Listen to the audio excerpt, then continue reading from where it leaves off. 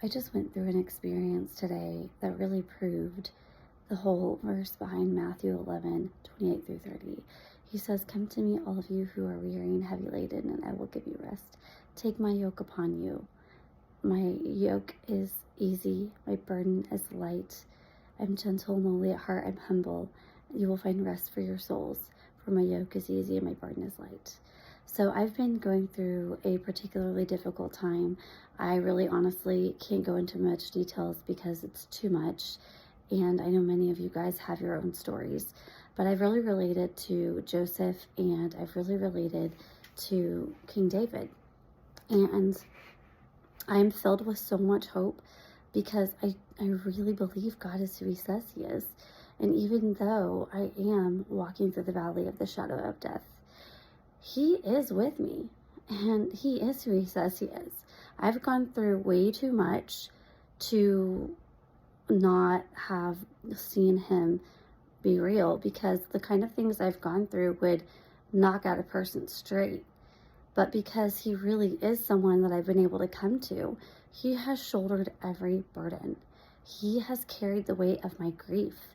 He has really dulled it instead of me feeling the full weight of it, so that I can still function and still serve people and still show up every day and still grow and still cultivate the character that Christ is. Because I am really a new creation.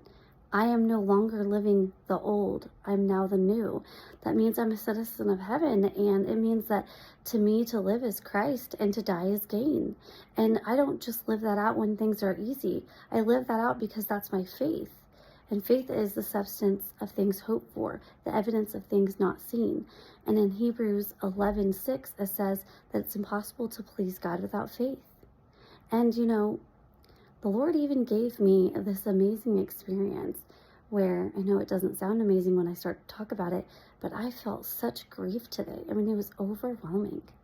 And I knew it wasn't a spiritual attack. I knew it wasn't anything like that. It was just so much grief and trauma just coming up and rising up in me. And I was feeling it and experiencing it. And I said, "Lord," I said, "do you want me to feel this right now?" And he said, "Yes." And I said, "Why?"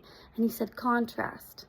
He wanted me to contrast the difference between me holding that all by myself and then me holding that and letting it go and giving it to him and him bearing the weight of it. Because all of these years and all of these months, he's been bearing the weight because I've been trusting in him and taking him at his word.